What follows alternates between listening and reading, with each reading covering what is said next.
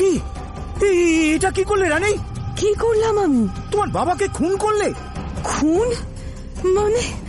না না না না না, আমি তো কিছুই করিনি। না, আমি কিচ্ছু করিনি। করনি মানে? এই তো পিস্তল, এটা তো তোমার। হ্যাঁ, তোমার আঙুলের ছাপ রয়েছে, এই তো। হ্যাঁ, আর ওই যে মাটিতে পড়ে আছে তোমার বাবার লাশ। মিথ্যে কথা, মিথ্যে কথা, মিথ্যে কথা, সব মিথ্যে কথা, মিথ্যে কথা।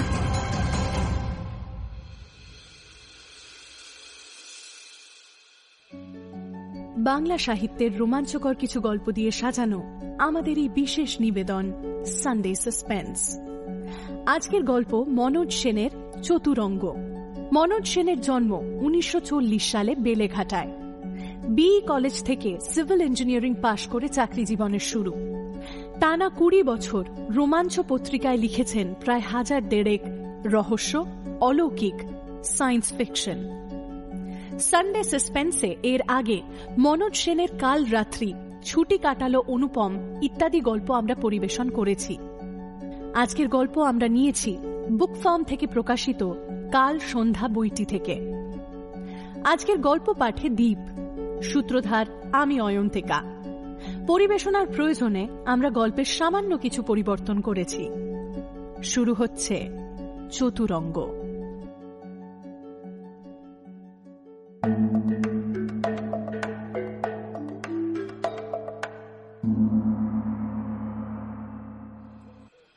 বিকেলের পড়ন্ত আলোয় চ্যাটার্জি পাড়ার বিনানি হাউসের সামনে সুব্রত রায়ের স্টেশন ওয়াগনটা এসে দাঁড়ালো।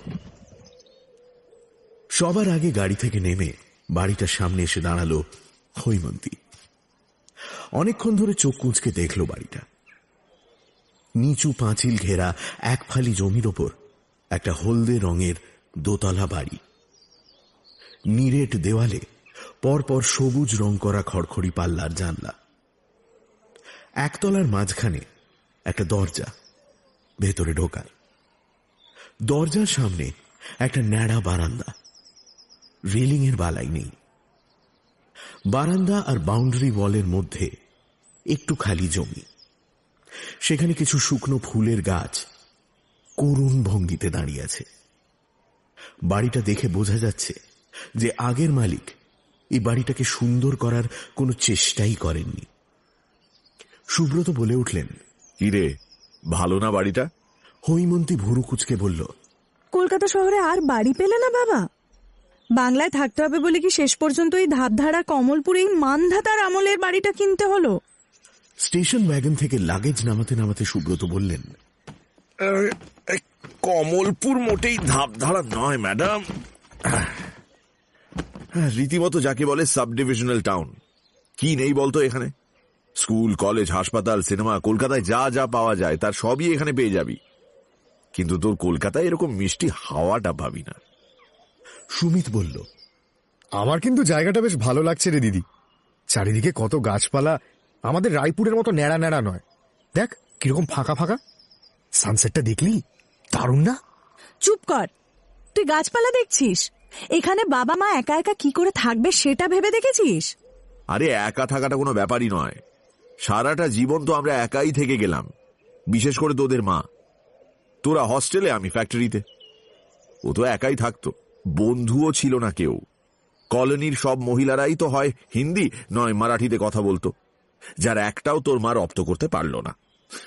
তাই তোদের মাই তো চেয়েছিল যে রিটায়ারমেন্টের পরে পশ্চিম বাংলায় এসে থাকবো। এখানে এলে অন্তত দুটো বাংলা কথা বলে তো বাঁচবে। ইভা বললেন, আমি নয় বাংলায় কথা বলবো, আর তুমি তো বাগান করবে, তাই না? কথা বলতে বলতে সবাই ঘরের ভেতর ঢুকেছে। সুব্রত আঙুল তুলে ছোট মেয়েকে কি যেন একটা বলতে যাচ্ছিলেন, তার আগেই ইভা ঘোষণা করলেন, হৈমন্তী, তুই আর অদিতি সিঁড়ি দিয়ে উঠে ডান দিকের বড় ঘরটায় থাকবি, তার পাশের ঘরটায় আমরা থাকবো, আর বাঁ দিকের ঘরটায় থাকবে সুমিত আর চয়ন। আচ্ছা, তোমরা এখন যে যার ঘরে চলে যাও, স্নান করে নেবে। বাথরুমে কিন্তু কোনো আয়না বা বেসিন নেই। দরজার পাশে কুলুঙ্গি আছে, সেখানে সাবান রাখবে। স্নান করে তাড়াতাড়ি খেয়ে শুয়ে পড়বে সকলে। কলকাতা থেকে অনেকটা পথ আসা হয়েছে তো, সকলেরই বিশ্রাম দরকার। অদিতি বলল, সেসব তো ঠিক আছে, কিন্তু বাবা একটা কথা বলো, তুমি কি এই বাড়িটার নাম বিনানি হাউসই রাখবে নাকি? পাল্টাবে না? পাল্টাবো বই কি। আচারি করতে দেখে সুব্রত কথাটা বললেন। হৈমন্তী বলল, বক্তব্য নয়, প্রশ্ন আছে। সেগুলো কি এখনই করতে হবে?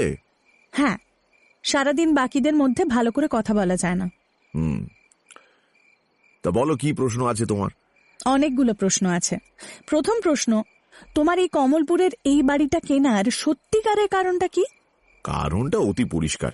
কলকাতার ধুলো ধোঁয়ার ভেতরে একটা ফ্ল্যাটে এক গাদা লোকের সঙ্গে গুতোগুতি করে না থেকে একটু মুক্ত প্রকৃতির মধ্যে বিশুদ্ধ বায়ু সেবন করতে করতে আর নিজের বাগানের ফুলের গন্ধ শুঁকতে শুঁকতে জীবনের বাকিটা দিন কাটিয়ে দেব, এই ইচ্ছেটাই সত্যিকারের কারণ। এটা একটা কারণ হতেও পারে, তবে এর বাইরেও এমন কিছু আছে যার গুরুত্ব কিছু কম নয়, অথচ সেই কথাটা তুমি আমাদের পরিষ্কার করে বলছো না কেন? আমি যা বললাম তার বাইরেও যে কিছু আছে, আর আমি তা চেপে যাচ্ছি। তোর এরকম সন্দেহের কারণ কি? তার কারণ আমি স্পষ্ট বুঝতে পারছি যে কমলপুর তোমাদের অচেনা জায়গা নয়। তোমরা এখানে আগে এসেছো আর এই বাড়িতেই থেকেছো। তোমরা সেই কথাটা গোপন করতে চাইছো কেন? হৈমন্তীর কথা শুনে ইভা বললেন, সে তো ঠিকই, তোর বাবা এ বাড়িটা কেনার আগে এখানে বেশ কয়েকবার এসেছে, এই বাড়িতেও এসেছে, কাজে এই জায়গাটা ওর কাছে মোটেই অপরিচিত নয়। এতে আশ্চর্য হওয়ার কি আছে? ঠিক কথা, কিন্তু মা, তুমি তো আসোনি, তাহলে এ বাড়ির আনাচে কানাচে কি আছে সেটা তুমি জানলে কি করে? বাবা হয়তো তোমাকে এই বাড়ির প্ল্যান দেখিয়ে কোথায় কি ঘর আছে তা বুঝিয়েছিল, কিন্তু যে বাথরুমে তুমি এর আগে কখনো ঢোকোনি তার দরজার পেছনে যে কুলুঙ্গি নামক একটা ব্যাপার আছে যার ভেতরে সাবান টাবান রাখা যায়, তা তুমি জানলে কি করে? প্ল্যানে তো সেসব ডিটেল থাকে না। ইভা ব্যাকুল চোখে সুব্রতর দিকে তাকালেন। সুব্রত বললেন,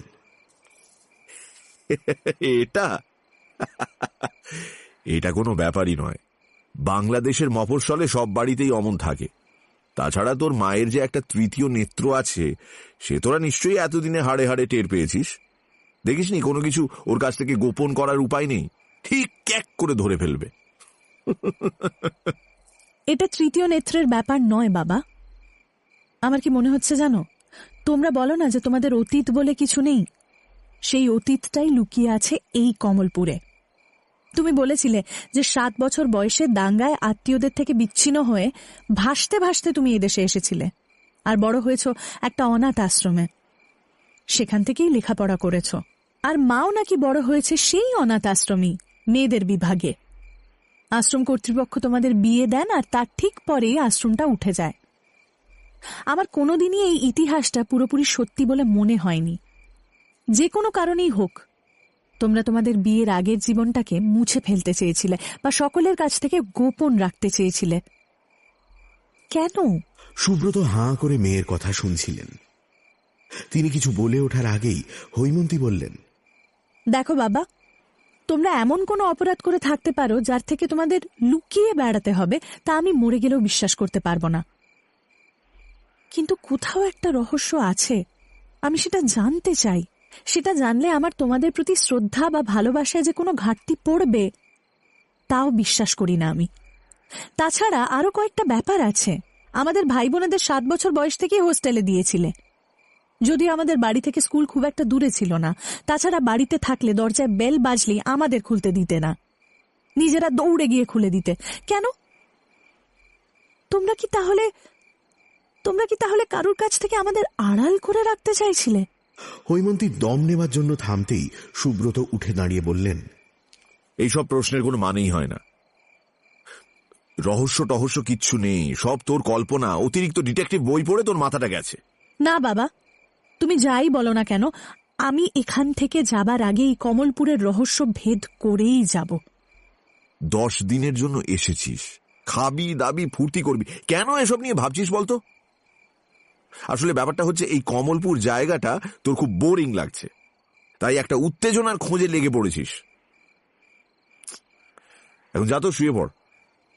হৈমন্তী চলে যাওয়ার আগে বলল, তা যাচ্ছি, এই আলোচনাটা কিন্তু এখানে শেষ হলো না। পরের দিন সকালবেলা খাওয়ার পরে হৈমন্তী ঘোষণা করল, আমরা এখন বেরোচ্ছি, এই চারপাশটা একটু ঘুরে দেখে আসি। ইভা বললেন, 12টার মধ্যে ফিরবি কিন্তু। ওদের কথার মধ্যে ধুতি শার্ট পরা মাঝবয়সী রোগা মতন একজন ভদ্রলোক এসে উপস্থিত হলেন। নাম লক্ষণ দাস। ইনি সুব্রতকে বাড়িটা কিনিয়ে দিয়েছিলেন। লক্ষণ একটা চেয়ার টেনে বসলেন, তারপর ইভাকে বললেন, জানেন বৌদি, দাদাকে কত হাল ফ্যাশনের বাড়ি দেখালাম, কিন্তু ওর এটাই পছন্দ, মানে এটাই চাই। বিষ্ণু বিনানি তো কিছুতেই রাজি হচ্ছিল না প্রথমে, তাই জন্যই তো এত দাম হাঁকলো, কিন্তু দাদা তাতেই রাজি হয়ে গেল। হৈমন্তী এতক্ষণ তীক্ষ্ণ দৃষ্টিতে লক্ষণকে দেখছিল। এবার বলল, আচ্ছা লক্ষণ বাবু, আমরা এখন তো শহরটা দেখতে বেরোবো, কি কি দেখবো বলুন তো? কি আর দেখবে, মানে বিশেষ কিছু তো নেই এখানে। ওই দুটো পুরনো স্কুল আছে, ওই যে বামাপদ সিংহ স্মৃতি বয়েজ হাই স্কুল আর কৃষ্ণ ভামিনী দাসী স্মৃতি হাই স্কুল, দুটোই প্রায় 100 বছরের পুরনো। এছাড়া স্টেশনের কাছে একটা মন্দির আছে, সেটাও দেখে আসতে পারো। শহরটা বেশ প্রাচীন না? তা তো বটেই, তা তো বটেই। এই কাছেই একটা নদী আছে, আজ অবশ্য তার অবস্থা বলার মতো না, কিন্তু শুনেছি বহুদিন আগে নাকি এখান দিয়ে সওদাগরদের পাল তোলা জাহাজ যেত সমুদ্রে। তখন থেকেই কমলপুর নাকি একটা বড় গঞ্জ বা ওই ব্যবসার জায়গা। এই বাড়িটার কথাই ধরো না, এটার বয়সই প্রায় 45-46 হবে। আচ্ছা, এই বাড়িটা কি বিনানীদের তৈরি? আরে না না, বিনানীরা তো মাত্র 2 বছর হলো কিনেছিল। ওদের আগে কে ছিল? ওদের আগে ছিল শঙ্কর আগরওয়াল, সেও বেশি দিন থাকেনি। তার আগে ছিল পরিতোষ ভট্টাচার্য, ওই সেলস ট্যাক্সে চাকরি করত, কলকাতায় একটা গাড়ি অ্যাক্সিডেন্টে মারা যায়। তার আগে? এই রে, তার আগে তো ঠিক জানি না। এই বাড়িটা কে তৈরি করেছিলেন? তাও জানি না। আমি বাড়ি কেনা বেচার ব্যবসাটা শুরু করেছি 10 বছর আগে, তার আগের খবর আমার ঠিক জানা নেই। আচ্ছা, এই পরিতোষ বাবুর ছেলেমেয়েরা কোথায় থাকেন আপনি জানেন? না ভাই, তা জানি না। ওর একটাই ছেলে ছিল, সে কলকাতাতে চাকরি করত। এবার তুমি বলো দেখি, এত প্রশ্ন করছো কেন? তোমার কি ধারণা আমি তোমার বাবাকে একটা বেনামি সম্পত্তি কিনিয়ে দিয়েছি? হে মা, না না, ছি ছি, আমি কোনো সন্দেহ করছি না, একটা নিছক কৌতূহল বলতে পারেন। আসলে আমি ভাবছিলাম যে এই বাড়িতে ভূত টুত আছে কিনা, তাই পুরনো ইতিহাসটা জানতে চাইছিলাম। বাবা মা একা একা থাকবেন তো, ভয় টয় না পান আর কি। আরে দূর, কি যে বলে পাগল। এই বাড়িতে ভূত থাকলে আমি কখনো দাদাকে দিয়ে কেনাতাম? তা তো বটেই। আচ্ছা, আপনি যে নদীটার কথা বললেন, সেটা এখান থেকে কত দূর? খুবই কাছে, এখান থেকে 5 মিনিটের হাঁটা পথ। আগে বোধহয় নদীটার নাম ছিল চন্দ্রা, আমরা বলি চাঁদা নদী। জায়গাটা বেশ সুন্দর, কিন্তু তোমরা ঘুরে এসো, ভালো লাগবে। যাব, তবে এখন না, আমরা প্রথমে স্টেশনে যাব। বাড়ির সামনে দিয়ে যে রাস্তাটা এঁকে বেঁকে চলে গেছে, সেটাই স্টেশনে যাবার পথ। হৈমন্তী, সুমিত, অদিতি আর চয়ন চলেছে সেই পথ ধরে। হাঁটতে হাঁটতে চয়ন জিজ্ঞেস করল, আচ্ছা, স্টেশন কেন? হৈমন্তী বলল, আসলে স্টেশনের সঙ্গে লাগো একটা বাজার থাকে তো, যেখানে সবকিছু পাওয়া যায়। ওখানে দেখতে হবে সাইকেল ভাড়া পাওয়া যায় কিনা, তারপর 4টে সাইকেল ভাড়া করে আমরা হই হই করে ঘুরতে বেরোবো। স্টেশন পর্যন্ত যেতে হলো না, তার আগেই বাজারের মুখে একটা সাইকেলের দোকান পাওয়া গেল। সেই সাইকেল দোকানদারকে জিজ্ঞেস করে হৈমন্তী জানতে পারল যে বছর 12 আগে ওই বাড়িতে বিধানচন্দ্র বিশ্বাস নামে কেউ থাকতেন। সাইকেলের দোকান থেকে বেরিয়ে হৈমন্তী বলল, একবার স্টেশন যাব, স্টেশন মাস্টারের সঙ্গে দেখা করব। বিধানচন্দ্র বিশ্বাসের ঠিকানার জন্য কি? হ্যাঁ। এই ব্যাপারটা কি বলতো, তুই হন্যে হয়ে এই বাড়িটার ইতিহাস খুঁজছিস কেন? ভূতের কথা যেটা লক্ষণবাবুকে বললি, সেটা তো একেবারে বাজে কথা। আরে সেরকম কিচ্ছু না, নেই কাজ তো খই ভাজ। অকারণে খই ভাজার পাত্রী তো তুই নোস। যাই হোক, বাড়িটার ইতিহাস যদি জানতে চাস, কাকাবাবুকে বলে বাড়ির দলিলটা চাইলেই তো হয়। না, বাবাকে বলে লাভ নেই। আসলে আমি জানতে চাই এই বাড়িটা তৈরি হবার পরে কারা কারা এই বাড়িতে থেকেছেন, সে মালিকই হোক বা ভাড়াটেই হোক। তাহলে এক কাজ করি, চল কোর্টে যাই, সেখানে একটা উকিল ধরে সার্চ করলে কিছু একটা নিশ্চয়ই পাওয়া যাবে। কোর্টে গিয়ে এখনকার সিনিয়র মোস্ট অ্যাডভোকেটের সন্ধান পাওয়া গেল। নাম মনোরঞ্জন দত্ত, 70-এর কাছাকাছি বয়স। একজন উকিল মনোরঞ্জন বাবুর সঙ্গে কথা বলে রাখবেন যদি কোনো ব্যবস্থা করা যায়। সাইকেলগুলো জমা দিয়ে ওরা সবাই বাড়ির পথ ধরল। ঠিক হলো বিকেল বেলা ওই নদীর ধারে যাওয়া হবে। রাস্তার ওপর একটা কালভার্ট ছিল, তার ইটের তৈরি চওড়া রেলিং এর ওপর বসে হৈমন্তী কাল রাতে ওর সঙ্গে বাবার যা যা আলোচনা হয়েছে সব বলল। ওর কথা শুনে চয়ন বলল, তুই যা বললি সেটা ঠিক আছে, তবুও আমার মনে হচ্ছে তুই ঘটনাগুলোর ভুল ব্যাখ্যা করছিস। এতদিন বাদে কেউ যদি পুরনো কোনো ঘটনার ফয়সলা করতে চায় তাহলে সেটা খুন ছাড়া অন্য কিছু হতে পারে না, কারণ একমাত্র খুনের মামলায় তামাদি হয় না। কিন্তু কাকাবাবু এরকম কোনো ঘটনার সঙ্গে জড়িত হতে পারেন সেটা আমি বিশ্বাস করি না। হৈমন্তী বলল, এটা যে খুনের কেস সেটা আমারও মনে হয় না, কিন্তু আমার দৃঢ় বিশ্বাস ইচ্ছায় বা অনিচ্ছায় বাবা এক বা একাধিক লোকের কাছ থেকে রায়পুরায় লুকিয়েছিল। আমি চিরকাল দেখে এসেছি, আমরা যখন বাড়িতে থাকতাম বাবা মা আমাদের দরজা খুলতেই দিত না। বাবা বলতো আমরা যেন কখনো কোনো অপরিচিত লোকের সঙ্গে কথা না বলি। মাঝে মাঝে প্রশ্ন করতো কেউ আমাদের ফলো করছে কিনা। কারাটে ক্লাসে ভর্তি করিয়েছিল, পড়াশোনায় ফাঁকি দিলেও ওই ক্লাসে ফাঁকি দেওয়ার কোনো উপায় ছিল না। যাই হোক, আমি এই রহস্যের সমাধান করেই ছাড়ব। এখন তোরা বল, তোরা আমার সঙ্গে আছিস কি না? আমরা ছিলাম, আছি এবং থাকব। বলতে বলতেই ওদের সামনে একটা কালো রঙের অস্টিন A40 প্রচুর ধুলো উড়িয়ে এসে দাঁড়াল। পেছনে দরজা খুলে নেমে দাঁড়ালেন উকিল মনোরঞ্জন দত্ত। চারজন তাড়াতাড়ি উঠে দাঁড়াল। ভদ্রলোক বললেন, আজ তোমাদের কোর্টে দেখলুম, তোমাদের খুবই উদ্বিগ্ন দেখাচ্ছিল। তোমরা নাকি আমার সঙ্গে দেখা করতে চাইছিলে। Any problem? না না, সেরকম কিছু না। আসলে আমরা সকলে গতকাল এখানে এসেছি, বুঝলেন।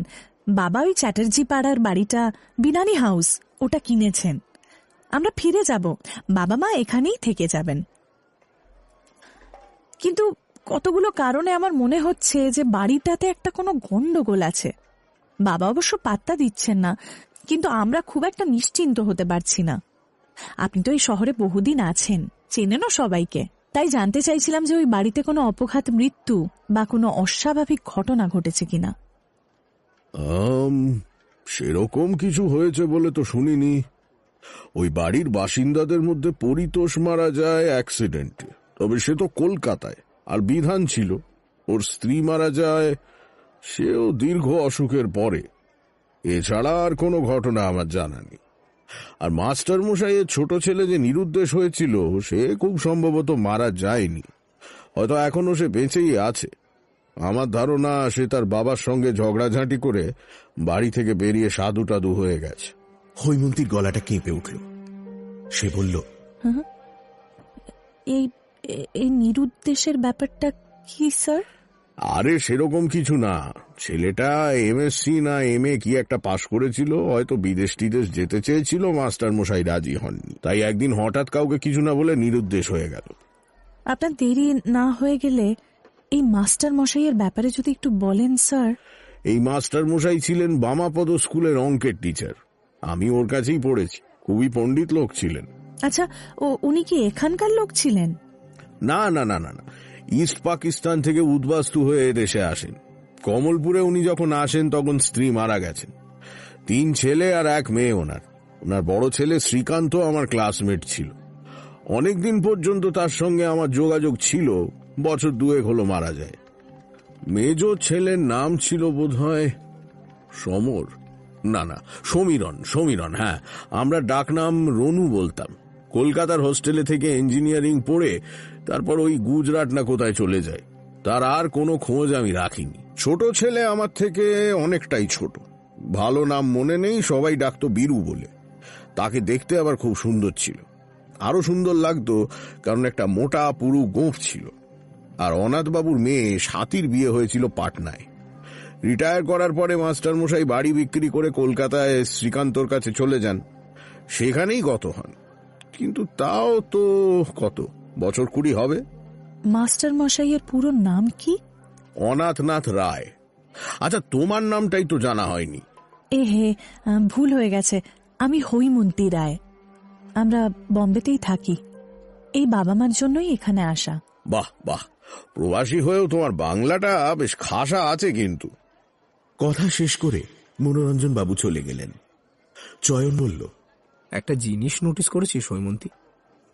এই ভদ্রলোক যতক্ষণ কথা বলছিলেন তোর দিকে তিনি তীক্ষ্ণ দৃষ্টিতে তাকিয়েছিলেন। হ্যাঁ, সেটা লক্ষ্য করেছি। আরো একটা জিনিস, সবকিছু ছেড়ে উনি এই অনাথ রায়ের কথা এত ডিটেলসে আমাকে বললেন, সেটা কিন্তু বেশ চিন্তার। আমি যা সন্দেহ করছি, উনিও কি তাহলে তাই করছেন? বিকেলবেলা ইভার প্রবল আপত্তি সত্ত্বেও আবার বেরোল ওরা 4 জন। গন্তব্য যদিও নদীর ধার নয়, বামাপদ হাই স্কুল। যদিও ছুটির দিন, স্কুল বন্ধ, তবু নিদেন পক্ষে যদি একজন দারোয়ান বা বুড়ো মালির সন্ধানও পাওয়া যায়। স্কুল বন্ধ হওয়া সত্ত্বেও কয়েকজন ছাত্রকে পাওয়া গেল। স্কুলে ড্রামা হবে, তার রিহার্সাল চলছে। রয়েছেন স্কুলের টিচার নিমাই বাবু। ওনার কাছ থেকে জানা গেল অনাথনাথ রায়ের একটা ছবি স্কুলে থাকলেও থাকতে পারে। কাল সকাল 10টার পর এলে পাওয়া যেতে পারে। সেদিন রাতে হৈমন্তী বাকিদের দোতলায় পাঠিয়ে দিয়ে বাবা মার ঘরে গেল। সুব্রত জিজ্ঞেস করলেন, কি মিস মার্পল, আপনার অনুসন্ধান কতদূর এগোলো? কিছু পেলেন? পেয়েছি অনেক কিছু। যেমন? যেমন এই বাড়িটা বানিয়েছিলেন জনৈক অনাথনাথ রায়। এই আমরাও যেমন রায়, তিনি বামাপদ হাই স্কুলে অঙ্ক পড়াতেন। অত্যন্ত একরোখা শক্তিশালী পুরুষ। তার 3 ছেলে, 1 মেয়ে। ছেলেরা হলো কানু, রুনু আর বীরু। কানু আর রুনু খুব সম্ভবত মারা গেছেন, বীরু জীবিত। বীরু ছিল খুবই সুদর্শন। তার মাথা ভরা কোঁকড়া চুল ছিল, যেমন তোমার ছিল আমাদের ছোটবেলায়। আর তার ট্রেডমার্ক ছিল নাকের নিচে মোটা গোঁফ, যা তোমার নেই। সেটা না থাকলে তাকে চেনা কঠিন হতো। সেই গোঁফে নাকি তাকে খুব হ্যান্ডসাম দেখাতো।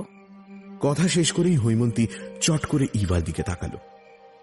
ইভার মুখে একটা আশ্চর্য মিষ্টি চাপা হাসি। তিনি আর চোখে সুব্রতর দিকে তাকালেন, যেন তিনি কোনো সুদূর অতীতের খুব প্রিয় একটি ছবি মনে করার চেষ্টা করছেন। সুব্রতকে কিন্তু উদ্বিগ্ন দেখাচ্ছিল। কাঁপা কাঁপা হাতে সিগারেটে টান দিয়ে বললেন, তুই এই অনাথ রায়ের বংশপত্রিকা নিয়ে গবেষণা করে কি আনন্দ পাচ্ছিস কে জানে। আর এই যে কানু আর রনু মারা গেছে, সেটা তোকে কে বলল? কেউ না, এটা আমার অনুমান। কানু জ্যাঠা আর রুনু জ্যাঠা বেঁচে থাকলে তুমি ওদের ছাড়া একাই এখানে আসতে কিনা সন্দেহ আছে। আচ্ছা, তুমি নিরুদ্দেশ হয়েছিলে কেন বাবা? কিসের জন্য? কি সব বাজে বাজে কথা বলছিস তুই? বাজে কথা নয় বাবা। শোনো, তুমি যে বলো তোমাদের রেফারেন্স বলে কিছু নেই, আমার মনে হয় সেটা সত্যি নয়। তোমাদের অতীত অবশ্যই আছে। আমার ধারণা যে সেটার সঙ্গে একটা কোনো দুঃখের ইতিহাস মিশে আছে। আমরা সবাই যদি সেই দুঃখের ইতিহাসটা মুছে ফেলতে পারি, তার চেয়ে আনন্দের আর কিছুই হবে না বাবা। যদি সেরকম কিছু থেকেও থাকে, সেটা তোরা মুছতে যাবি কেন? সেটা আমাদের ব্যাপার, আমরাই করব। আমাদের ব্যাপার? তার মানে মাও আছে এর মধ্যে, তাই তো? কিভাবে বা কেন আছে সে প্রশ্ন করছি না, কারণ তুমি উত্তর দেবে না। কিন্তু এটা বুঝতে পেরেছি যে এই কাজটা করতেই আজ প্রায় 40 বছর বাদে তুমি এখানে ফিরে এসেছো। দূর পাগল, কোথাও কিছু নেই, যা খুশি তাই বলে যাচ্ছিস।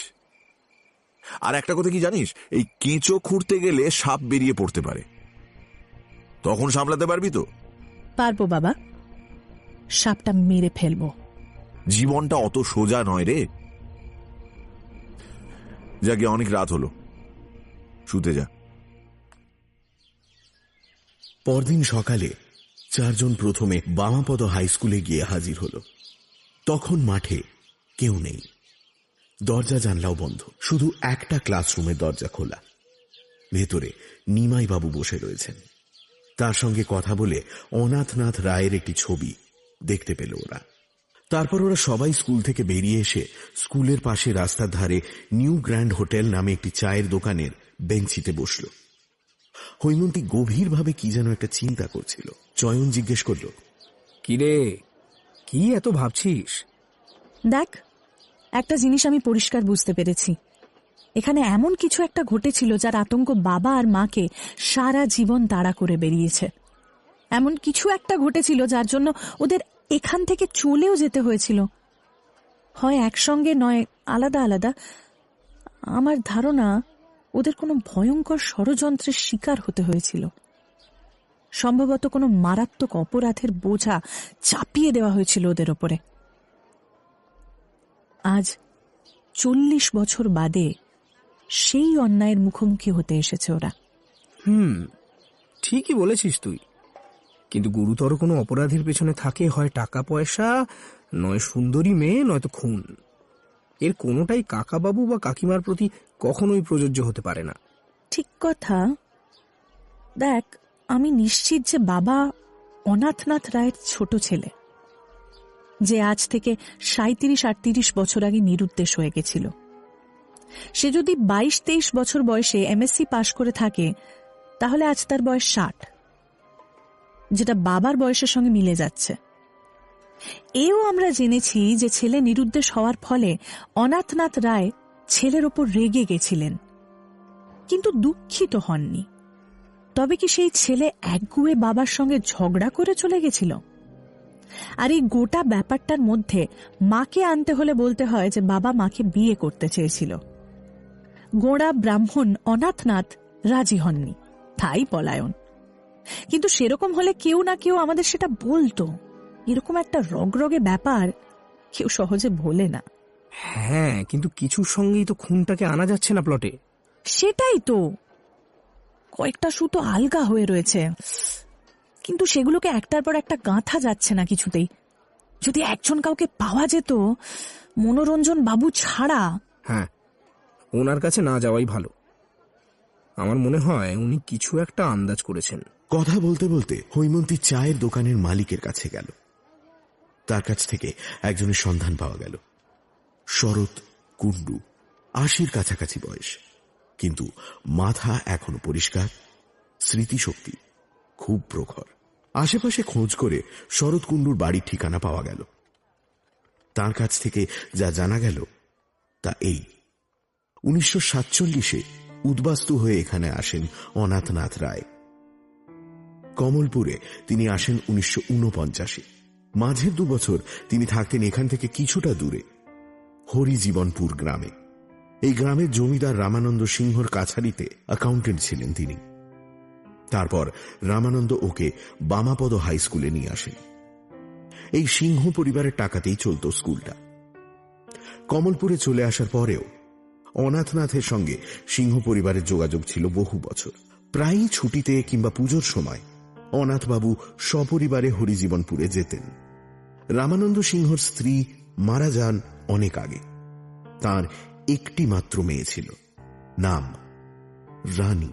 তারপর 1967 কি 68 সালে ঘটে সেই ঘটনা। রামানন্দ নাকি ডাকাতের হাতে খুন হন, আর তার একমাত্র মেয়ে, যার নাম ছিল খুব সম্ভবত রানী, সে এই খুনের দৃশ্য সহ্য করতে না পেরে পাগল হয়ে যায়। তখন রামানন্দ বাবুর প্রাইভেট সেক্রেটারি বৃন্দাবন বা বিনু চৌধুরী সেই মেয়েকে রাঁচিতে রেখে যায়। সেখানেই সেই মেয়ে মারা যায়। বিনু চৌধুরী সেই কথাই রটিয়েছিল, তবে লোকে নাকি অন্য কথা বলে। কেউ বলে ডাকাতির ঘটনাটা বিনু চৌধুরীরই সাজানো। তারই ভাড়াটে লোকেরা রামানন্দকে খুন করে তার মেয়েকে তুলে নিয়ে যায়। কেউ বলে রামানন্দকে তার মেয়েই কোনো কারণে পাগল হয়ে গিয়ে গুলি করে, যদিও সত্যি মিথ্যে কেউ জানে না। তবে সেই ঘটনার পরে ওই মেয়েটাকে আর দেখা যায়নি। পুলিশ কোনো তদন্ত করেনি, কারণ পুলিশ তখন বিনু চৌধুরীর হাতের মুঠোয়। দোকানে সাইকেল জমা দিয়ে 4 জন বাড়ির দিকে হাঁটছিল। চয়ন বলল, ছবিটা বেশ পরিষ্কার হয়েছে বলে মনে হচ্ছে না? হৈমন্তী চিন্তিতভাবে বলল, বেশ পরিষ্কার না হলেও কিছুটা তো হয়েছে। তবে প্রশ্ন এখনো রয়েছে। এক, মা যদি রামানন্দ সিংহের মেয়ে হয়, তাহলে বাবা তাকে নিয়ে অজ্ঞাতবাসে গেল কেন?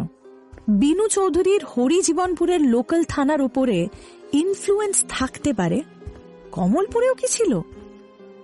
আর 2, মা আমাদের বাড়িটার খুঁটিনাটি জানলো কি করে? সন্দেহ নেই যে মা এ বাড়িতে আসতো, কিন্তু কেন? অদিতি বলল, আজ রাতটা ভালো করে ঘুমিয়ে নে, দেখবি কাল ঠিক উত্তর পেয়ে যাবি। মনোরঞ্জন বাবু বললেন, এই যে চার মূর্তি, ভালো আছো তো? হৈমন্তী বলল, হ্যাঁ হ্যাঁ, আপনার সঙ্গে আরেকটু কথা ছিল। সেদিন আপনার কাছে অনাথ রায়ের কথা শুনে আমার তার প্রতি কৌতূহল আরো বেড়ে গেছে। ওর সম্পর্কে আরো কিছু যদি জানা যেত। তো বেশ, তো এক কাজ করো, কাল বিকেলে বামাপদ স্কুলে চলে এসো 5টা নাগাদ। আমি ওখানে যাব স্কুল কমিটির একটা মিটিং অ্যাটেন্ড করতে। মিটিং এর শেষে তোমাদের সঙ্গে আড্ডা দেওয়া যাবে। আর আমার ফোন নাম্বার আর বাড়ির ঠিকানাটা লিখে রেখো। হ্যাঁ, যদি কোনো অসুবিধা হয় আমাকে জানিও। বিকেলবেলা ওরা 4 জন নদীর ধারে বেড়াতে গেল। ঘাটের সিঁড়ির ওপর বসে হৈমন্তী বলল, আমাদের একবার হরিজীবনপুর যেতেই হবে জানিস। যদিও বাইরের লোকের কাছে জমিদার বাড়ির অন্দরমহলের কথা সবাই বলতে চাইবে না, তবু চেষ্টা করে দেখতে হবে। রাতে সবাই শুতে গেলে যথারীতি বাবা মা মেয়ের কনফারেন্স হল। হৈমন্তী এখনো পর্যন্ত যা ইনফরমেশন জোগাড় করেছে সবটাই বাবা মাকে বলল। রামানন্দ আর তার মেয়ের কথা, রামানন্দর খুনের কথা শুনে ইভা চোখ বুজে বসে পড়লেন। তার মুখে একটা তীব্র যন্ত্রণার অভিব্যক্তি। ঘর থেকে বেরোনোর আগে হৈমন্তী বাবার দিকে তাকিয়ে বলল, এখানকার সিনিয়র মোস্ট অ্যাডভোকেট মনোরঞ্জন দত্তর সঙ্গে আমাদের আলাপ হয়েছে। ওর ঠিকানা আর ফোন নাম্বার রেখে গেলাম, যদি কোনো দরকার হয়। পরদিন সকালের গন্তব্য গার্লস স্কুল। উদ্দেশ্য হেডমিস্ট্রেসের সঙ্গে দেখা করা। ওনার কাছ থেকে এমন কিছু তথ্য পাওয়া গেল যেটা হৈমন্তীর মনের ধোঁয়াশা বেশ খানিকটা কাটিয়ে দিল। দুপুরবেলা খাওয়ার পরে টেবিলে বসেই গল্প হচ্ছিল।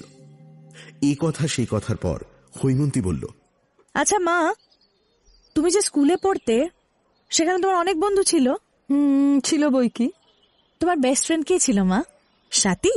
সুব্রত আর ইভা ভয়ানক চমকে উঠলেন। হৈমন্তীর দিকে কিছুক্ষণ তাকিয়ে রইলেন। একটু সামলে নিয়ে ইভা বললেন, না, তার নাম ছিল খুকি। ভীষণ গম্ভীর হয়ে সুব্রত বললেন, তুই কার কাছ থেকে এইসব অদ্ভুত অদ্ভুত খবর জোগাড় করছিস বলতো?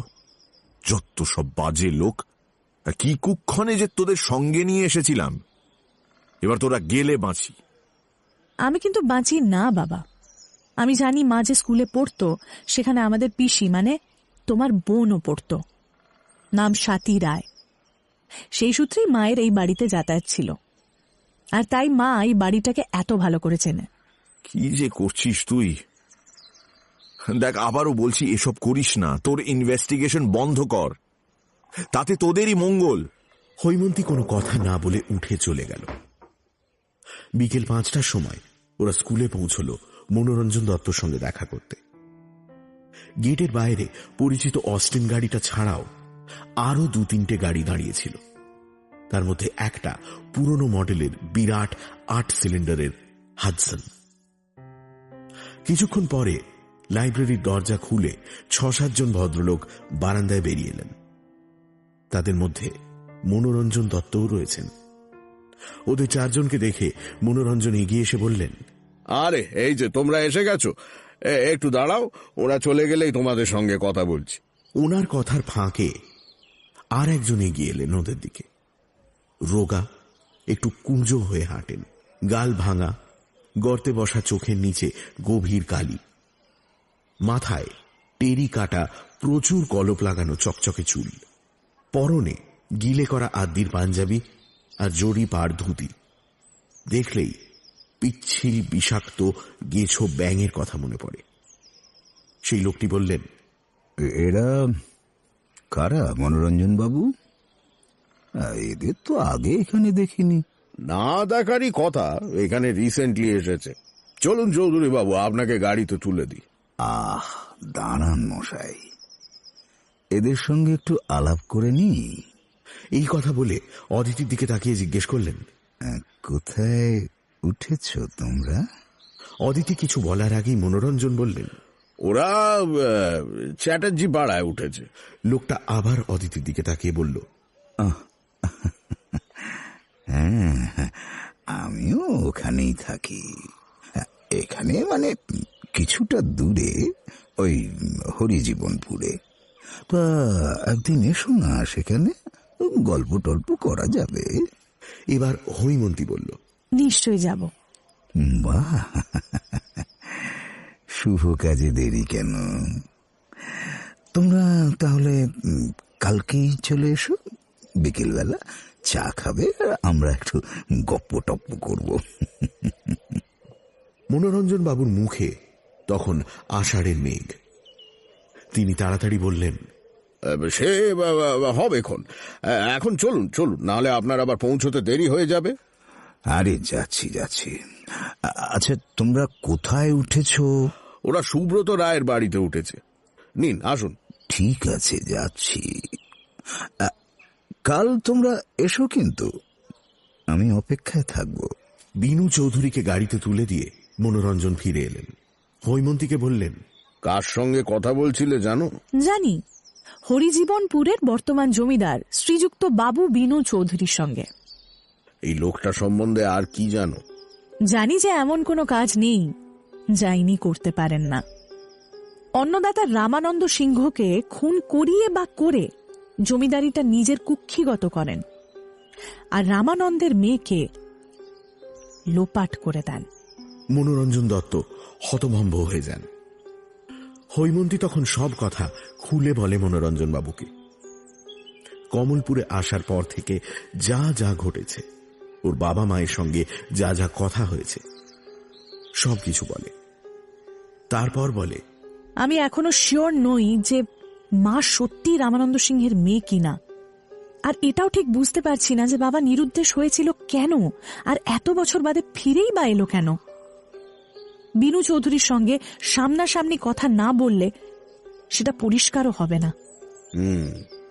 বিনু চৌধুরী লোককে যাই বলে থাকুক না কেন, আমি জানি যে সে পুলিশের কাছে যে ডায়েরি করেছিল তাতে সে রামানন্দ সিংহের মেয়ের ওপর খুনের বোঝা চাপিয়েছিল।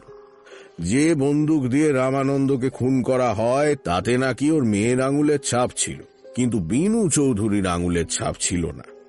পুলিশ এই অভিযোগের ভিত্তিতে একটা ওয়াটার টাইট কেস তৈরি করেছিল, কিন্তু যেহেতু সেই মেয়েটির কোনো হদিশই পাওয়া যায়নি, তাই কোর্টে কেসটা আর চলেনি। তবে মনে রেখো, খুনের মামলা কিন্তু কখনো তামাদি হয় না, তাই কেসটা কিন্তু এখনো আছে। আজও যদি জানা যায় যে রামানন্দ সিংহের মেয়ে কোথায় আছে, তাহলে পুলিশ সঙ্গে সঙ্গে তাকে গ্রেফতার করবে।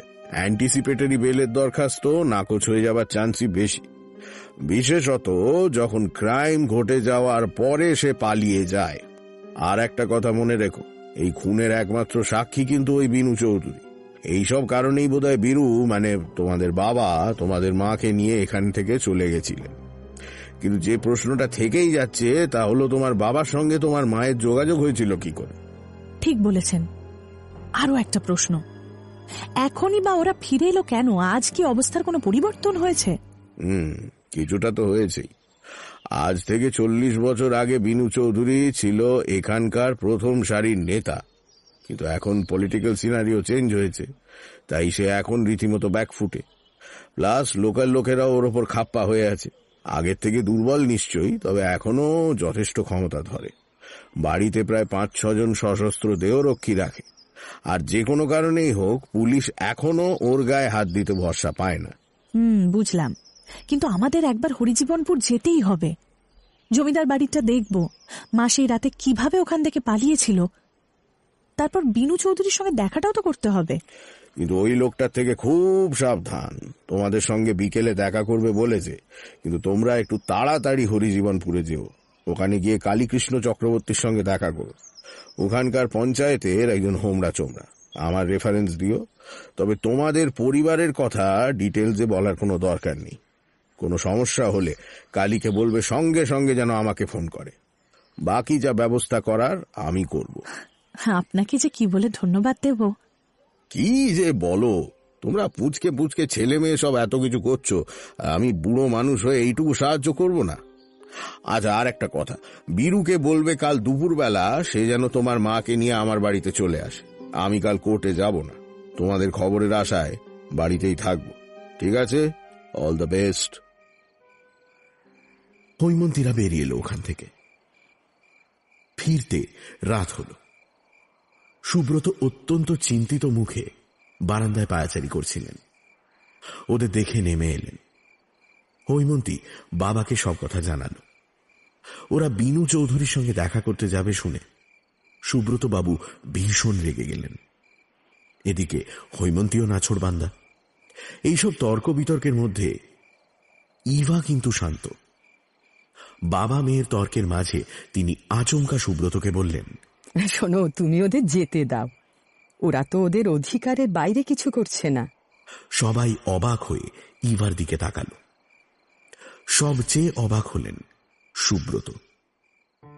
ইভা বলে চললেন, শোন হৈমন্তী, তোকে কয়েকটা কথা বলি। আমার বাবার জীবনের শেষ কটা দিনের কথা। মা মারা যাবার পর থেকেই বাবা খুব চুপচাপ হয়ে গেছিলেন। সব দায়িত্ব দিয়েছিলেন ওই বিনু চৌধুরীকে। তারপর একটা সময় বুঝতে পারলেন যে বিনু তাঁর সঙ্গে বিশ্বাসঘাতকতা করছে, সব টাকা পয়সা সরাচ্ছে। বুঝতে পেরে যতটা রেগে গেছিলেন, দুঃখ পেয়েছিলেন তার চেয়ে অনেক বেশি। হৈমন্তী বলল, তারপর একদিন ডেকে বললেন আমাকে সব কথা।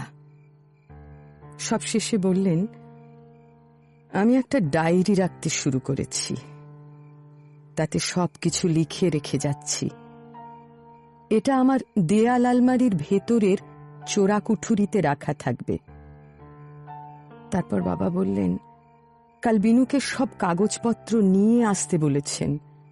যদি কোনো গোলমাল হয় তাহলে বিনুকে তক্ষুনি বের করে দেবেন। তখন যদি সে বাবার কোনো শারীরিক ক্ষতি করার চেষ্টা করে, তাহলে আমি যেন ওই ডায়েরিটা বের করে সোজা রমারঞ্জনের কাছে চলে যাই। রমারঞ্জন আমাদের পুরনো লোক, সব ব্যবস্থা করে রেখেছে। সেই ডায়েরিটা এখন কোথায় মা? বোধহয় ওখানেই রাখা আছে। আমি যত দূর জানি বিনু ওটার অস্তিত্বের কথা জানতই না।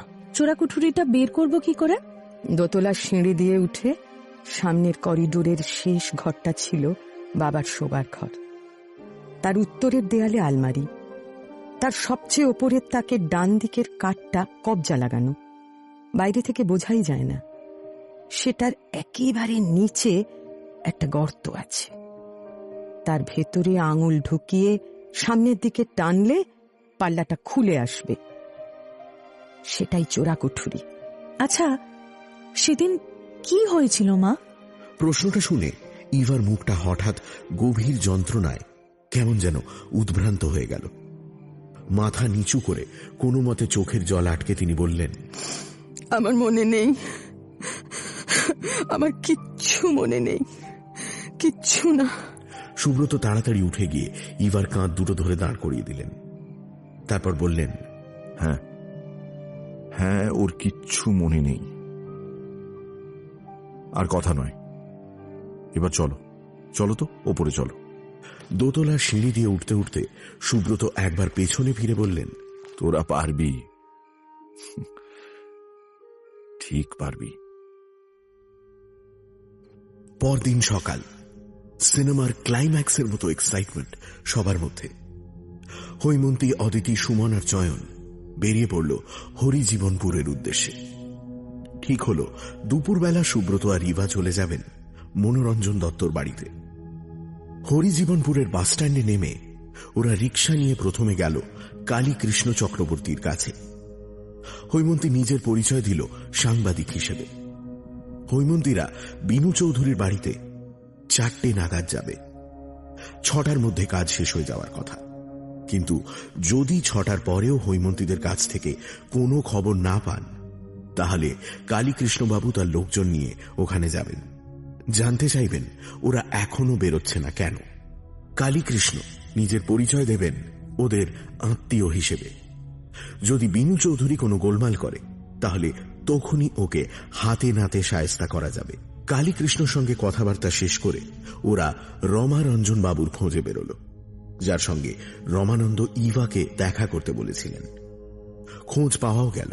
বৃদ্ধ রমারঞ্জনকে নিজেদের পরিচয় দিতে তিনি প্রথমে কিছুতেই বিশ্বাস করতে পারছিলেন না। হৈমন্তী সব কথা খুলে বলার পর রমারঞ্জনের কাছ থেকে জানতে চাইল যে যদি বিনু চৌধুরী তাদের আটকে রাখতে চায়, তাহলে সেটা কোথায় হতে পারে, আর সেখান থেকে পালানোর কি উপায় আছে। সমস্ত সলা পরামর্শ শেষ করে, সমস্ত ইনফরমেশন জোগাড় করে ওরা বেরিয়ে পড়ল। এবার বাঘের ডেরায় যাবার পালা। আর দেরি নেই। 3:30 নাগাদ ওরা রওনা দিল বিনু চৌধুরীর বাড়ির উদ্দেশ্যে। সেই রিক্সাওয়ালাই ওদের নিয়ে গেল, যাদের রিক্সায় ওরা হরিজীবনপুর বাসস্ট্যান্ড থেকে কালীকৃষ্ণর বাড়িতে গেছিল। রিক্সাওয়ালারা বিনু চৌধুরীর স্বরূপ জানে, মহিলাদের প্রতি তার কুনজরের কথাও জানে। ঠিক হলো ওরা জমিদার বাড়ির কাছেই অপেক্ষা করবে। কোনো গোলমাল দেখলে লোকজন জোগাড় করে ঢুকে পড়বে। জমিদার বাড়ির গেটের সামনে একজন ইউনিফর্ম পরা বন্দুকধারী দারোয়ান 4 জনকে দেখে গেটে তালা খুলে দিল। ওরা বাড়িটার সামনে দাঁড়িয়ে চারদিক ভালো করে দেখে নিল। বাড়িটা লম্বাটে, সামনে এক সারি থাম আর তার পেছনে চওড়া বারান্দা। দোতলার বারান্দায় ঢালাই লোহার ব্রিটিশ আমলের কারুকার্য করা রেলিং। বারান্দার পেছনে খড়খড়ি পাল্লার 10-12টা দরজা। ডান দিকে চওড়া শ্বেতপাথরের সিঁড়ি দোতলায় উঠে গেছে। বাড়িটার সামনে বাঁধানো চত্বর। বাঁ দিকে একটা আম কাঁঠালের বাগান। ডান দিকে বাড়ির পেছনে যাওয়ার রাস্তা। তার পাশে ফুলের বাগান আর কতগুলো লম্বা ঝাউ গাছ। আম বাগানের ভেতর দিয়ে একটা টিনের চালের একতলা বাড়ি, বোধহয় বডিগার্ডদের আস্তানা। হৈমন্তী নিচু গলায় বলল, বারান্দার বাঁদিক ঘেঁষে ওই বিশাল লম্বা নিম গাছটা দেখছিস সুমিত? দেখ, ওটা কিন্তু খুব ইন্টারেস্টিং। ঠিক। তুই কি বলতে চাইছিস যে মা ওই গাছটা দিয়ে নেমে পালিয়েছিল?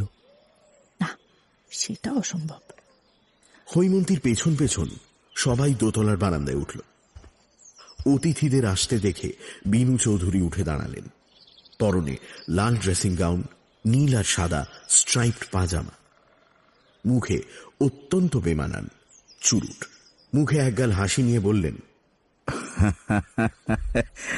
আরে এসো এসো এসো, আরে কে আছিস, 4টে চেয়ার দিয়ে যা। বলা মাত্র 2টো গুন্ডা মার্কা লোক 4টে কাঠের চেয়ার এনে দিল। তাদের পিঠের ওপর আড়াআড়ি ভাবে স্ট্র্যাপ দিয়ে বাঁধা 2টো আগ্নেয়াস্ত্র। সবাই বসলে কথাবার্তা শুরু হলো। হৈমন্তী বলল যে সে পুনার সাংবাদিক। বাংলার পুরনো জমিদার বাড়ি নিয়ে প্রবন্ধ লেখার জন্য তার ম্যানেজমেন্টের অনুমতি নিয়ে এসেছে শুনে বিনু চৌধুরী কিছুটা চিন্তিত হয়ে পড়লেন। আর চয়ন যে বম্বের একজন বিখ্যাত হাসপাতালে কর্মরত বিলেত ফেরত ডাক্তার, সেটা শুনে যেন পুলকিত হলেন। পরিচয় পর্ব শেষ হলে বিনু চৌধুরী জিজ্ঞেস করলেন, হ্যাঁ, তোমাদের পরিচয় তো পেলাম, এবার বলো তো তোমার বাবার নাম কি, তিনি কি করেন?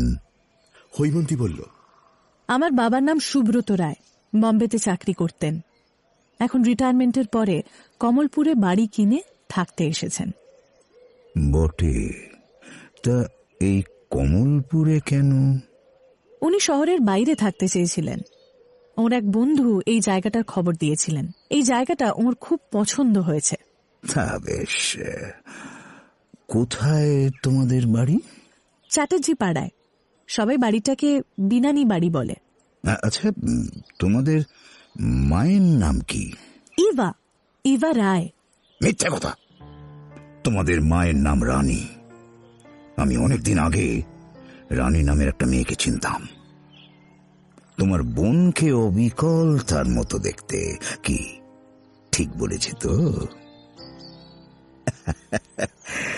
সে জাগে জাগে, তোমরা একটু বসো, আমি তোমাদের চায়ের ব্যবস্থা করে আসছি। বলেই হন হন করে সিঁড়ি দিয়ে নিচে নেমে গেলেন। চয়ন ফিসফিস করে বলল, এটা কিরকম হলো? হ্যাঁ, কাউকে ডেকে চায়ের কথা বললেই তো হতো। হৈমন্তী গম্ভীর মুখে বলল, কি হলো বুঝতে পারলি না? ঠিকানাটা পেয়ে গেছে। এখন কমলপুরে লোক পাঠাচ্ছে বাবা মাকে ধরে আনবার জন্য।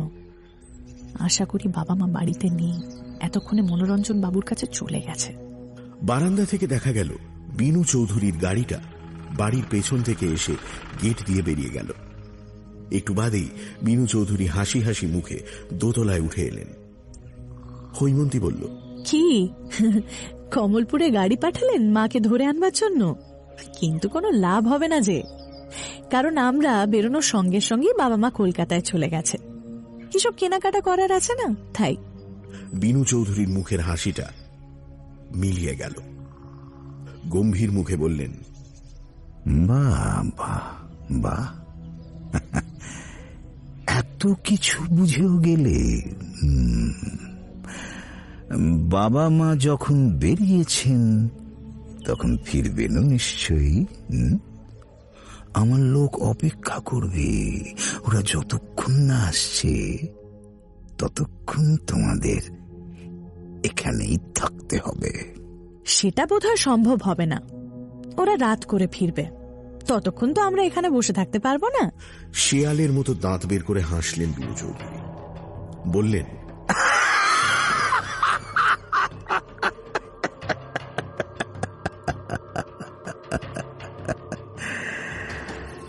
এটা আমার জমিদারি ম্যাডাম, এখানে সবকিছু আমার ইচ্ছে চলে। আমার দারোয়ানদের হাতে যে অস্ত্রগুলো দেখছো ওগুলো কি জানো? সুমিত বলল, কালাশনিকভ। বাহ, এই তো জানো দেখছি। তাহলে ওগুলো কি কি করতে পারে তাও নিশ্চয়ই জানো। জানি, আর এও জানি যে ওগুলো বেআইনি অস্ত্র।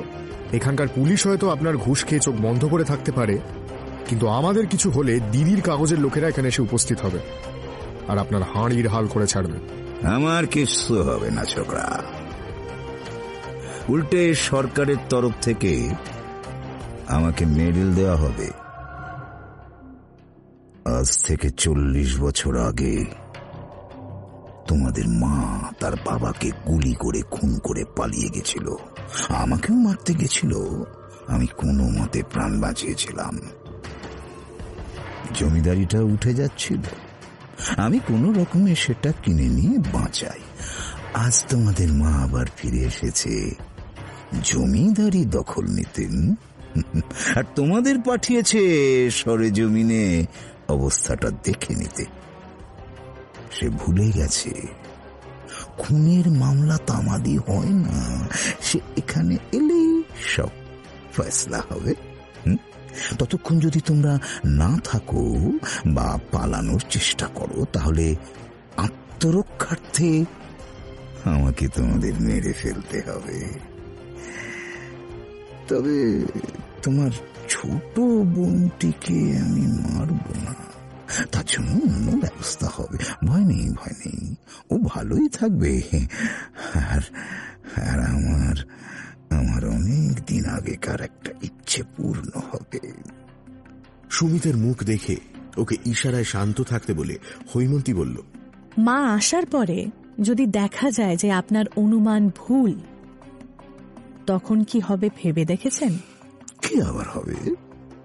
মানুষ মাত্রই ভুল করে, বলবো সরি। আগে আগে বিনু, তার পেছনে ওরা 4 জন, আর তারও পেছনে 2 জন বন্দুকধারী। সিঁড়ির পাশে একটা মোটা শালকাঠের দরজা। সেটা খোলা হলে দেখা গেল চৌকাঠ থেকে একটা সিঁড়ি নেমে গেছে নিচে। সেটা যেখানে শেষ হয়েছে সেখানে একটা প্রায় অন্ধকার ঘর। কোনো একটা জায়গা থেকে খুব ম্লান আলো আসছে। কোথা থেকে আসছে সেটা সিঁড়ির মাথা থেকে বোঝা যাচ্ছে না। রিক্সা নিয়ে সোজা কালীকৃষ্ণ বাবুর বাড়ি চলে যাবি। তারপর তিনি যা করবার করবেন। আর মনোরঞ্জন বাবুকে ফোন করে বাবা মাকে বলে দিবি সবাই আমরা ঠিক আছি, চিন্তার কোনো কারণ নেই। আমি তোকে বাইরে পাঠিয়েছি ফোন করবার জন্য, ঠিক আছে? ঠিক আছে। অদিতি, বেরিয়ে যাবার 10 মিনিট বাদে আমরা খুব চেঁচামেচি জুড়ে দেব, এই বলে যে ও কুয়ে ঝাঁপ দিয়েছে। এই কথা শুনে বিনু চৌধুরী নিশ্চয়ই লোক পাঠাবে এখানে। আমাদের তাদের কবজা করতে হবে। সেটা অসুবিধে হবে না, কারণ আমরা সবাই ব্ল্যাক বেল্ট। আমরা ওদের আটকে রেখে বেরিয়ে যাব, তারপর অবস্থা বুঝে ব্যবস্থা। কথা শেষ হলে সুমিত হ্যাঁচকা টানে জানলার শিক খুলে ফেলল। তারপর অদিতিকে কাঁধের ওপর তুলে নিল। অদিতি গেট টপকে বাইরে বেরিয়ে দেখল সেই রিক্সাওয়ালা দুজন বসে আছে। একটা রিক্সা নিয়ে অদিতি পৌঁছল কালীকৃষ্ণ বাবুর বাড়িতে। ওনাকে সব কথা বলল। ঠিক হলো কালীকৃষ্ণ বাবু লোকজনকে নিয়ে বেরিয়ে পড়বেন, আর অদিতি ফোন সেরে ওদের পেছনে পেছনে আসবে। কি হলো? কি হলো? একই একই একই একই একই এবার কি হবে? এবার কি হবে? হে ভগবান, এটা তুই কি করলি? বাঁচাও! কি ঝাঁপ দিল! গোপেশ্বর, এই গোপেশ্বর, দেখ তো ঘুম ঘরে ওরা চেঁচাচ্ছে কেন? একটু বাদে গোপেশ্বর ছুটতে ছুটতে এসে বলল, বাবু, ওরা বলছে ছোট বোনটা নাকি কুয়ে ঝাঁপ দিয়েছে। বলিস কি রে? সর্বনাশ! এই তাড়াতাড়ি যা, দেখ দেখ দেখ মেয়েটা যেন কোনো ড্যামেজ না হয়। শব্দ করে ঘরের দরজাটা খুলে গেল। দুটো সন্ডা মার্কা লোক বন্দুক হাতে সিঁড়ি বেয়ে নেমে এলো। ভেতরে ওরা তিনজন যথাসাধ্য চিন্তিত মুখে কুয়োর পাশে দাঁড়িয়েছিল। গুন্ডা দুটো নেমে আসতেই হৈমন্তী কাঁদো কাঁদো গলায় বলল, দাদা, আমার বোন ভেতরে লাফিয়ে পড়েছে। আরে দেখুন, কোনো সারা শব্দ করছে না, একটু দেখুন দাদা। গোপেশ্বর বলল, আমি কুয়োর দিকে যাচ্ছি, আর ইন্দার তুই দড়ি দিয়ে ওদেরকে বাঁধ যাতে পালাতে না পারে। ইন্দার দড়ি নিয়ে ওদের দিকে এগোচ্ছে, আর গোপেশ্বর কুয়োর ওপর ঝুঁকে আছে। হৈমন্তী সুমিতের দিকে চোখের ইশারা করল, আর সুমিত সঙ্গে সঙ্গে একটা প্রচন্ড লাথি কষালো গোপেশ্বরকে লক্ষ্য করে। গোপেশ্বর হুড়মুড় করে কুয়োর মধ্যে পড়ে গেল। ব্যাপারটা এতটাই অপ্রত্যাশিত ভাবে ও আচমকা ঘটে গেল যে ইন্দার তার ঘোর কাটিয়ে দড়ি ফেলে বন্দুক তুলতে যেটুকু সময় নিল, তার মধ্যেই হৈমন্তীর ডান হাতের চেটো তরোয়ালের মতো প্রচন্ড বেগে তার গলায় এসে লাগল। লোকটা নিঃশব্দে মাটিতে লুটিয়ে পড়ল। ওরা দড়ি দিয়ে ভালো করে ইন্দারকে বেঁধে দিল, আর মুখটা বেঁধে দিল রুমাল দিয়ে। তারপর হৈমন্তী বন্দুকটা সুমিতের হাতে দিল। দড়ির বাকি অংশটা হৈমন্তী নিজের কাঁধে ঝুলিয়ে নিয়ে বলল, চল এবার গাছের কাছে যাওয়া যাক। এদিকে জনাতিনেক লোক নিয়ে কালীকৃষ্ণ গেটের দারোয়ানের কাছে এগিয়ে গেলেন। অদিতি আর বাকিরা রইল আড়ালে, অনেকটা দূরে একটা বড় গাছের পেছনে। দারোয়ানের সঙ্গে কথা বলে বিশেষ লাভ হল না। কালীকৃষ্ণ ফিরে এলে অদিতি বলল, শুনুন, এক্ষুনি গোলাগুলি করার কোনো দরকার নেই। আমার সঙ্গে 4 জন আসুন, গেটটা টপকে দেখি, যদি কিছু গোলমাল হয় তখন বন্দুক। নিঃশব্দে গেট টপকে বাগানে ঢুকল অদিতি। সঙ্গে 4 জন। লক্ষ্য মেইন গেটের দারোয়ান। কিছুটা এগিয়ে 4 জনকে একটু অপেক্ষা করতে বলে সে নিজে এগিয়ে গেল দারোয়ানের দিকে। দারোয়ানকে ডাকার সঙ্গে সঙ্গেই দারোয়ান ঘুরে তাকালো। অল্প বয়সী সুন্দরী মেয়ে ডেকেছে বলে কথা। দারোয়ানটা অশ্লীল হেসে এগিয়ে আসতেই সজোরে একটা লাথি চালালো অদিতি। অদিতির স্নিকারটা একটা এক্সপ্রেস ট্রেনের গতিতে গিয়ে লাগলো দারোয়ানের সোলার প্লেক্সিসে। সে গাঁক করে একটা শব্দ করে নিঃশ্বাস নেবার আপ্রাণ চেষ্টায় মাটিতে পড়ে গেল। বাকি 4 জন এগিয়ে এলো। তারপর দারোয়ানের মুখ হাত পা বাঁধা হলো। অদিতি দারোয়ানটার কোমর থেকে চাবির রিং বের করে দৌড়ে গেল গেটের দিকে। গেট খুলে কালীকৃষ্ণবাবু আর তার দলবল ঢুকে পড়ল ভেতরে। ইতিমধ্যে বারান্দার গা ঘেঁষে ওঠা নিম গাছটার নিচে এসে জড়ো হয়েছে 3 জন, হৈমন্তী, সুমিত আর চয়ন। হৈমন্তী সুমিতকে ইশারায় গাছে উঠে বারান্দায় যেতে বলল। নিচে গোলমাল শুনে ঘর থেকে বেরিয়ে এলেন বিনু চৌধুরী। উঠোনে তখন একদল গ্রামের লোক, আর তাদের আগে অ্যাসল্ট রাইফেল হাতে অদিতি আর কালীকৃষ্ণ। নিজের চোখকে বিশ্বাস করতে পারছিলেন না বিনু চৌধুরী। কিছুক্ষণ নির্বাক হয়ে ব্যাপারটা বোঝবার চেষ্টা করলেন। তারপর হুঙ্কার ছাড়তে যাবেন এমন সময় টের পেলেন তার ঘাড়ের কাছে কিছু একটা সুরসুর করছে। কি সেটা বোঝার আগেই সুমিত বলে উঠল, আপনার ঘাড়ের কাছে যেটা রয়েছে সেটা একটা বন্দুকের নল, তাই কোনো রকম চালাকি করার চেষ্টা করবেন না। আপনার বডিগার্ডদের বলুন বন্দুক ফেলে দিতে, নইলে আপনার মাথাটা গুলি করে ঝাঁঝরা করে দেব। এরপরে বিনু চৌধুরী আর কোনো কথা বলতে পারলেন না। এদিকে উত্তেজিত গ্রামবাসী তখন চিৎকার করছে, ওকে আমাদের হাতে তুলে দিন, পুলিশে দিয়ে লাভ নেই, বেটা ঠিক ছাড়া পেয়ে যাবে, একে আমরাই শেষ করব। কালীকৃষ্ণ বাবু এগিয়ে এলেন, হৈমন্তীকে জিজ্ঞেস করলেন, এটাকে নিয়ে কি করবেন, কিছু ভেবেছেন? একেবারে যে কিছু ভাবিনি তা নয়, শুধু একটা জিনিস খুঁজে বের করতে হবে। আপনারা সবাই একটু শান্ত হন, আমাদের একটু সময় দিন, আপাতত একে পাহারা দিন, আমরা এক্ষুনি আসছি। ওরা চারজন কালীকৃষ্ণ বাবুকে নিয়ে জমিদারের শোবার ঘরে ঢুকল। দেওয়ালে আলমারির চোরা কুঠুরিটা খুঁজে পেতে অসুবিধে হল না। ভেতর থেকে বেরোলো একটা ধুলো মাখা মোটা হলদে কাগজের বড়সড় খাম। 40 বছর বাদেও সেটা প্রায় অক্ষত রয়েছে, পোকায় কাটতে পারেনি। তার ভেতর থেকে বেরোলো একটা এক্সারসাইজ খাতা। খাতাটার পাতায় পাতায় ঝকঝকে কালিতে রামানন্দ সিংহ নিজের জীবনের শেষ কটা দিনের কথা লিখে গেছেন। কিভাবে বিনু চৌধুরী তার সর্বনাশ করার জন্য ষড়যন্ত্রের জাল বুনেছে, কিভাবে বিশ্বাসঘাতকতা করে চলেছে। এইসব কিছুর মধ্যে নিচে গাড়ির আওয়াজ শোনা গেল। একটা নয়, দুটো, একটা পুলিশের আর অন্যটায় মনোরঞ্জন দত্ত, সুব্রত আর ইভা। একতলার বারান্দায় জড়ো হলো সবাই। এসডিপিও শ্রীকুমার নন্দী গভীর মনোযোগের সঙ্গে ডায়েরিটা পড়লেন। তথ্য প্রমাণ যা আছে তাতে বিনু চৌধুরীর বিরুদ্ধে কেস সাজানো কঠিন নয়। হৈমন্তী নন্দীবাবুর কাছ থেকে পারমিশন নিল ডায়েরিটার একটা জেরক্স করাবে বলে। এর পরের আলোচনা বসল মনোরঞ্জন বাবুর বাড়িতে। মনোরঞ্জন ছাড়াও উপস্থিত ছিলেন এসডিপিও সাহেব, কালীকৃষ্ণ, সুব্রত, ইভা আর ওরা চারজন। হৈমন্তী রামানন্দ সিংহের ডায়েরিটা খুলে বসল। ডায়েরির শেষ প্যারাগ্রাফটা সবচেয়ে ভয়ঙ্কর। হৈমন্তী পড়তে শুরু করল। কিছুদিন যাবৎ আমি যে পিস্তলটা দিয়া রানীকে বন্দুক চালানো শিখাইতেছিলাম তাহা পাইতেছি না।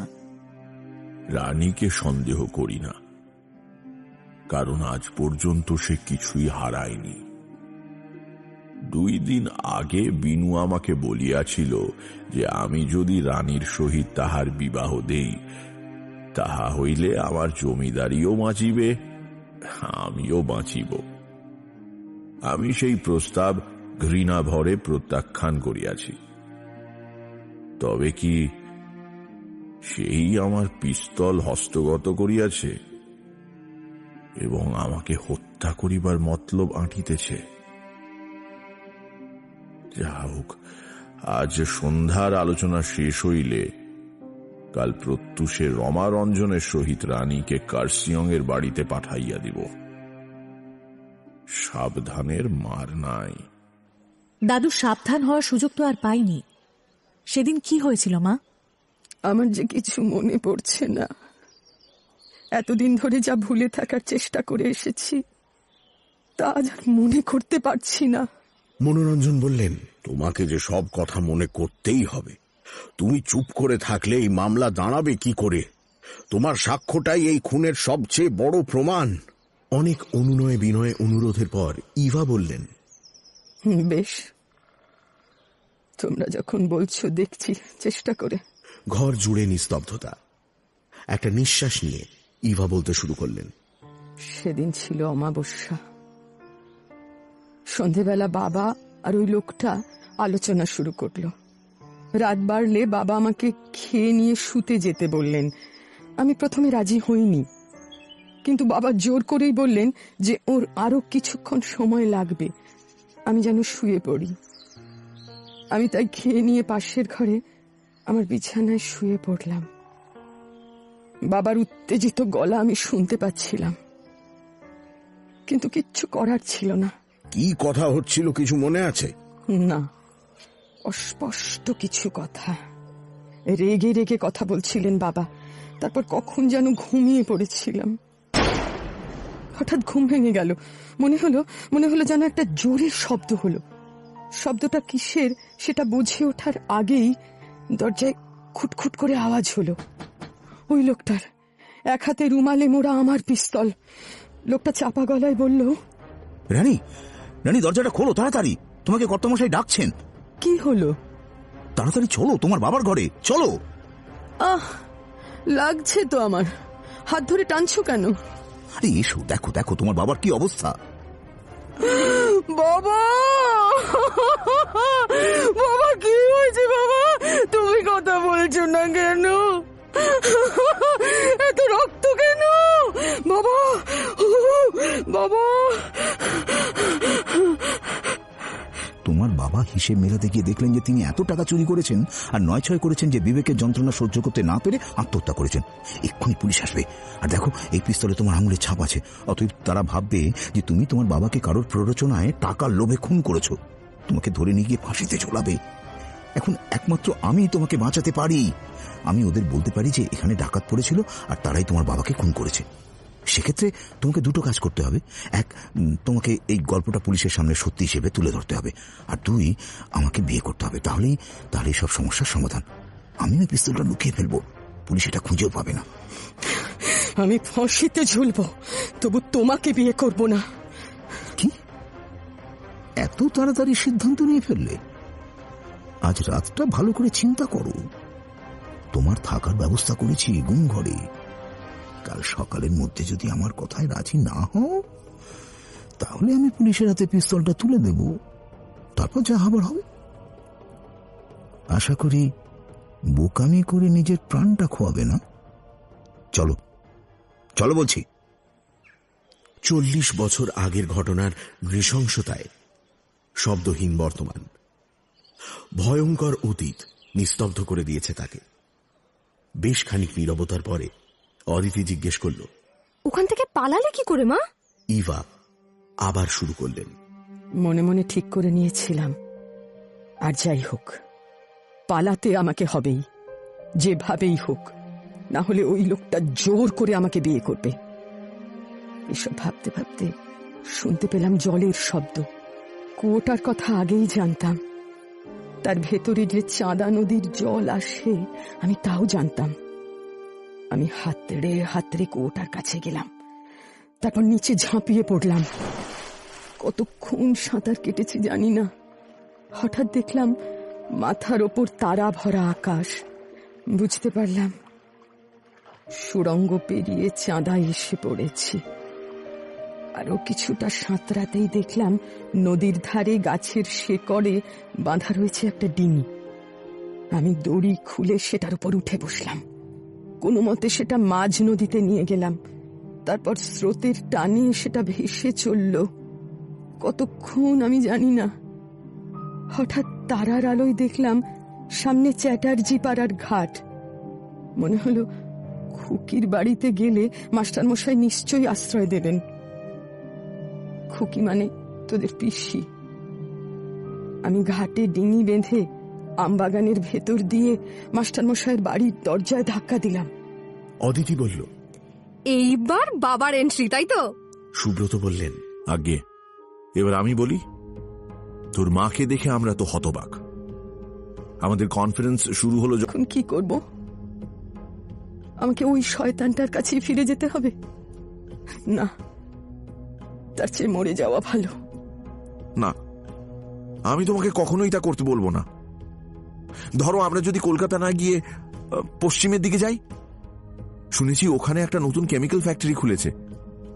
আমি ওখানে জয়েন করে যাব। আমাদের যতদিন ইচ্ছে লুকিয়ে থাকবো। বিশ্বাস করো, আমি তোমার কোনো অসম্মান করব না। এই পর্যন্ত বলে সুব্রত একটু বিশ্রাম নিলেন। আর সেই ফাঁকে অদিতি বলল, আহা কি রোম্যান্টিক। সুব্রত হেসে বললেন, আর কি। চলে গেলাম রায়পুরায়, জয়েন করে গেলাম রাবার কেমিক্যাল ফ্যাক্টরিতে। ওখানে একটা কোয়ার্টারে তোর মাকে নিয়ে শিফট করে গেলাম। একটা শেষ প্রশ্ন বাবা, তোমরা তো দিব্যি ছিলে ওখানে, আবার এই কমলপুরে ফিরে আসার ইচ্ছেটা কেন হলো? সাবকনশিয়াস মাইন্ড বলে একটা বস্তু আছে জানিস তো, যেটা হার্ড ডিস্কের মতো আমাদের অতীতটাকে স্টোর করে। সেটা কিছুতেই আমাদের অতীতকে ভুলতে দিল না। যতই হাসি খুশি জীবন কাটাই না কেন, সব সময় একটা আতঙ্ক, একটা ভয় তাড়া করে বেড়াতো। তাই ঠিক করলাম চাকরি জীবন শেষ করে একবার ফিরে যাব অতীতের সামনে, যার জন্য তোর মায়ের এত বড় সর্বনাশ হয়েছে। একবার তার সামনে গিয়ে দাঁড়াবো। যাক, রহস্যের জট ছাড়লো অবশেষে। এবার আর একটা কাজ বাকি। আবার কি কাজ? 2 দিন পরে দেখতে পাবে। 2 দিন পরে চ্যাটার্জি পাড়ার বিনানি বাড়ির গেটে একটা শ্বেত পাথরের ফলক লাগলো, তার উপরে লেখা অনাথ আশ্রম।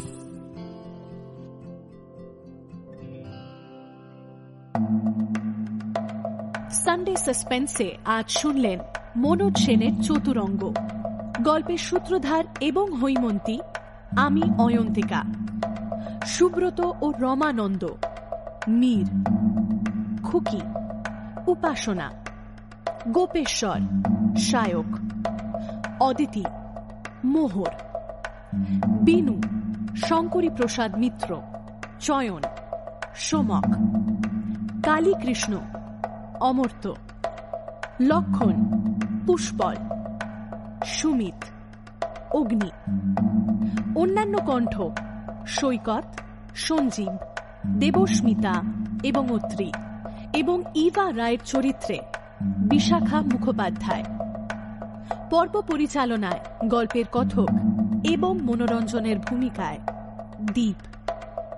কাহিনীর বেতার নাট্যরূপ গোধূলি। ধ্বনি পরিকল্পনা সৌম্য এবং শুভ। Poster design asterisk. বিশেষ সহযোগিতায় বর্ণালী রায়। সানডে সাসপেন্সের পক্ষ থেকে বিশাখা মুখোপাধ্যায়কে অসংখ্য ধন্যবাদ এই উদ্যোগে আমাদের পাশে থাকার জন্য। শেষ হল মনোজ সেনের চতুরঙ্গ। সামনের সপ্তাহে আরও একটি রোমাঞ্চকর গল্প নিয়ে হাজির হবে সানডে সাসপেন্স।